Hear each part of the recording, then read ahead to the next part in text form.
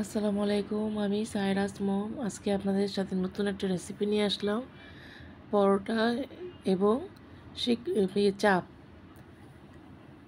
এখানে হলো পরোটা হলো অনেক লেয়ারযুক্ত একটা পরোটা। দেখতে থাকেন আপনারা কিভাবে তৈরি করি। এখানে চিকেনটাকে ভালো করে আমি ধুয়ে পরিষ্কার করে একটু করে থেতলিয়ে নিয়েছি চিকেনটাকে। এখন আমি ম্যারিনেট করব। এখানে আদা রসুন বাটা দিব 1.5 চামচ পরিমাণ,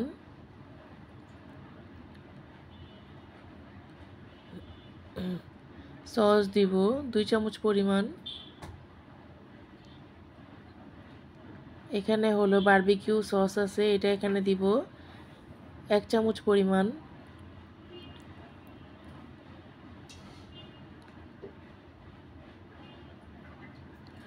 ঘরে বানানো গরম মশলার গুঁড়া দিলাম আধা চামচের একটু বেশি।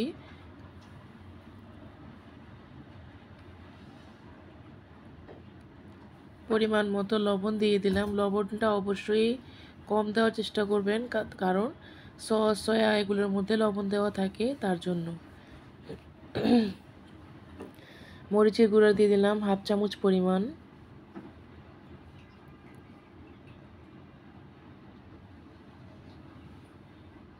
এখানে আমি বারবিকিউ যে মশলাটা থাকে প্যাকেটে, সেই মশলাটা ব্যবহার করব আজকে।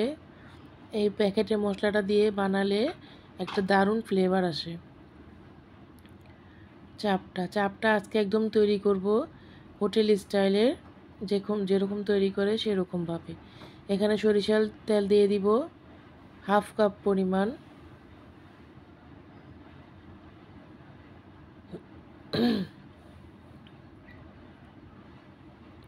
এখানে বেসন দিয়ে দিব আমি 1/2 কাপের মতো।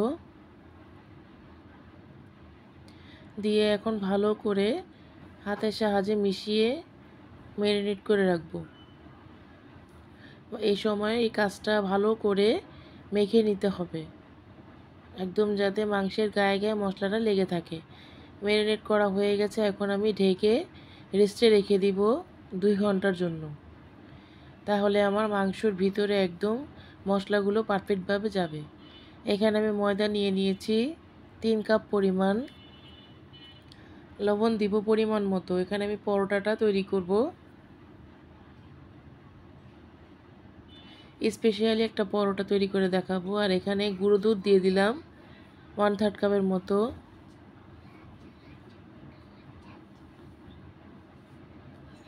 লাচ্ছা পরোটা তৈরি করব। চিনি দিয়ে দিলাম এখানে 1 চামচ পরিমাণ। এখন শুকনো শুকনো উপকরণগুলো ভালো করে মিশিয়ে নিব। মিশিয়ে নেওয়ার পর তারপর আমি এখানে রান্নার সয়াবিন তেল দিব। তেলটা দিয়ে ভালো করে সময় নিয়ে আটাটা খামির করে, ময়দাটা ভালো করে খামির করে নিতে হবে। তাহলে খামির করে নিলে পরোটাটা একদম খাস্তা খাস্তা হবে।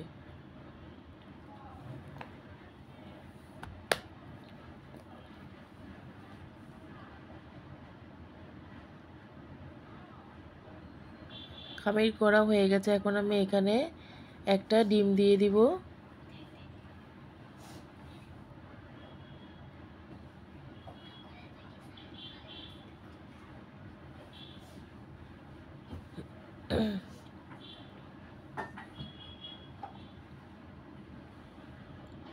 এখন আমি এখানে নর্মাল পানি অ্যাড করব, ঠান্ডাও না গরম না, একদম নর্মাল পানিটা দিয়ে অল্প অল্প করে পানি দিব, দিয়ে একটা নরম ডো তৈরি করে নিব। ডোটা আমার তৈরি হয়ে গেছে। এটাকে আমি রেস্টে রেখে দিয়েছিলাম আধা ঘন্টার জন্য। আধা ঘন্টা পর নিয়ে এসেছি, আবার কিছুক্ষণ মথে নিব।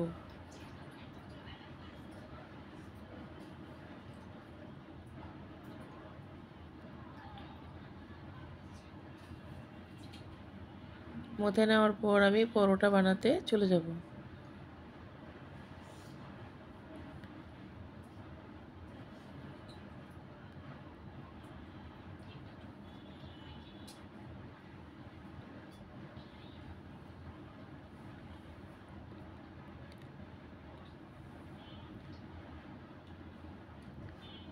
ঢেকে রাখার পর দেখেন আটাটা একদম আমার নরম সফট হয়ে এসেছে, রবারি রবারির মতো হয়ে গেছে।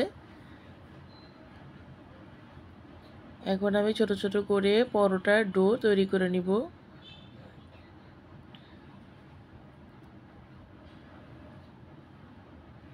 নর্মাল যেভাবে আটা রুটি তৈরি করেন সেরকম করে ফার্স্টে আটা রুটিটাকে তৈরি করে নিতে হবে।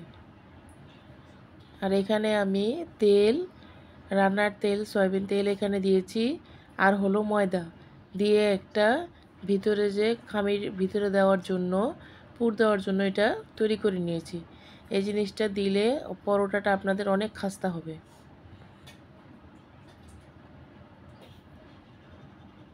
এখন আমি এটা ভালো করে দিয়ে এখন আমি চাকুর সাহায্যে লম্বালম্বি করে কেটে নিব।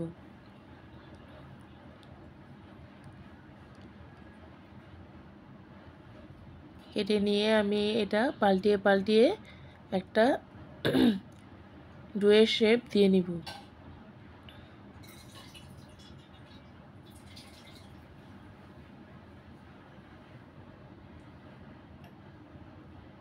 দেখেন একটা পরোটা, লাচ্ছা পরোটা একটা খামির হয়ে গেছে। এখন আমি এই খামিরটাকে আমি তেলের মধ্যে ভিজিয়ে রাখবো।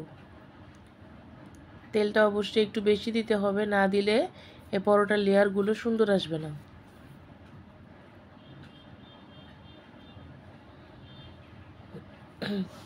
এখানে আমি চিকেন চাপগুলো ম্যারিনেট করে রেখেছিলাম 2 ঘন্টার জন্য। 2 ঘন্টা পর তেলটা আমি ভালো করে গরম করে নিয়েছি। নেওয়ার পর এখানে আমি চাপগুলোকে ভেজে নিব। প্রথমে চুলার আঁচটা কম করে রাখবো মাংসটা ভালোভাবে সিদ্ধ হওয়ার জন্য। তারপরে আমি চুলাটা একটু বাড়িয়ে ভেজে নিব মচমচা করে। আর পরোটাটা আমি এভাবে তৈরি করে কিছুক্ষণ ঢেকে রেখে দিয়েছিলাম 10 মিনিটের মতো। চাপটা আমার এক পিঠ হয়ে গেছে, আমি আবার আরেক পিঠ উল্টিয়ে নিব।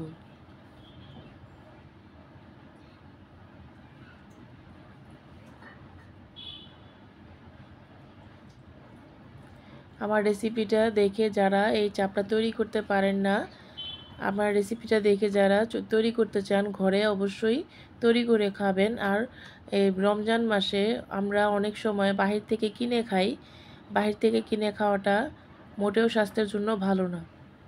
তাই আমরা চেষ্টা করব সবাই ঘরের জিনিসটা খাওয়ার জন্য।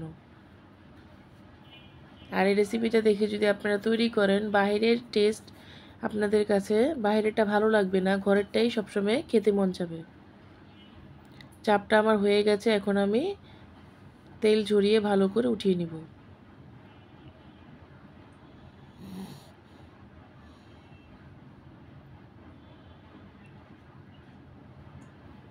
কালারটা দেখেন কত সুন্দর আসছে, খেতে অনেক দারুণ মজার হয়েছিল। ঘরের সবাই খেয়ে অনেক প্রশংসা করেছে। আর এখানে হলো আমি সেই পরোটাটা বানিয়ে নিব।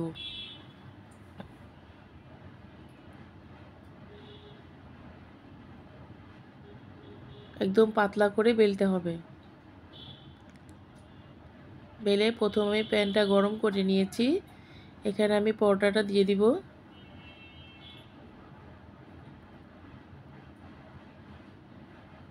দু পিঠ উল্টিয়ে হালকাভাবে ভেজে তারপর আমি এখানে তেল দিব।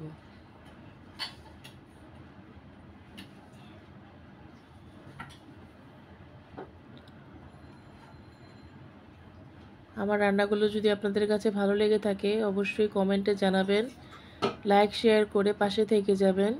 আর যারা যারা এখন আমার চ্যানেলটি সাবস্ক্রাইব করেননি অবশ্যই চ্যানেলটি সাবস্ক্রাইব করে দিবেন।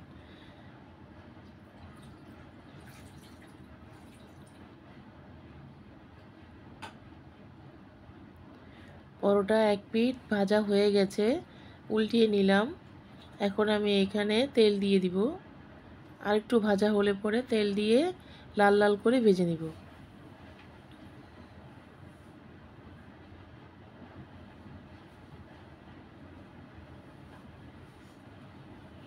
চুলার আঁচটা অবশ্যই এই সময় কম করে রাখতে হবে, তাহলে পরোটাটা একদম মচমচা ক্রিস্পি হবে। পরোটা কালারটা দেখেন কত সুন্দর আসছে।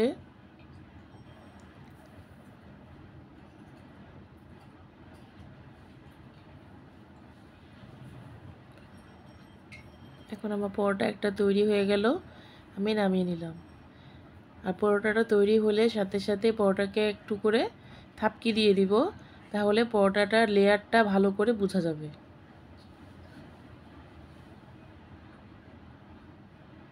দেখেন কত ক্রিস্পি হয়েছে, একদম পরোটাটা ভেঙে ভেঙে আসছে। এখন পরোটাটা গরম থাকার জন্য আমি হটপটে রেখে দিয়েছিলাম। এখন ইফতার সময়, আমি এটা ইফতারের জন্য বাচ্চাদের জন্য তৈরি করেছি, ঘরের সবার জন্য। ইফতারের সময় সবাই আমরা খেতে বসেছি।